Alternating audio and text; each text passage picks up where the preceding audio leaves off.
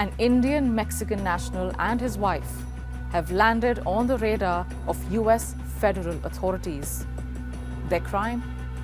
Running a vast transnational human smuggling empire that moved thousands of migrants from multiple continents into the US through Mexico. Now, the US Treasury's Office of Foreign Assets Control has sanctioned Vikrant Bhardwaj and his wife Indu Rani. Their operation is known as the Bhardwaj Human Smuggling Organization, and 16 companies accused of laundering their illicit earnings. Now, here's how this entire nexus worked. Now, from a base in Cancun, the Bhardwaj HSO ran a well-oiled machinery. Private yachts, chartered flights, company-owned marinas. All of this used to ferry migrants from Asia, West Asia, South America, and Europe all the way into Mexico. Once they arrived, the migrants were placed in hotels and hostels linked to Bhardwaj's businesses. Then came the journey north through the Tapachula-Cancun-Mexicali corridor that went towards the US-Mexico border. According to investigators, the network wasn't working alone. It collaborated closely with the Hernandez-Salas cartel that was sanctioned by the OFAC in June 2023. Now, it received support from members of the Sinaloa cartel as well. These partnerships provided muscle transport and access to corrupt officials.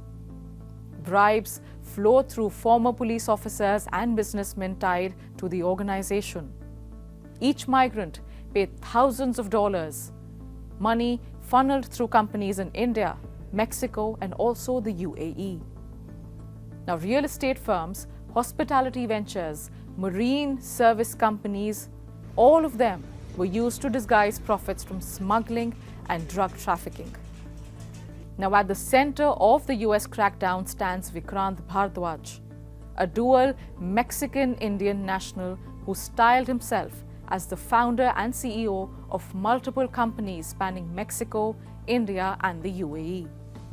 According to the US Treasury Department, Bhardwaj used his marinas and a web of businesses to collect and launder illicit money, continuing to profit from human smuggling and drug trafficking while staying one step ahead of law enforcement this entire time. By his side, investigators say, was his wife, Indu Rani. Now, she is accused of managing the organization's financial network and holding stakes in companies tied directly to Bhardwaj. OFAC states that she acted directly or indirectly on her husband's behalf. But the sanctions reach far beyond this criminal couple.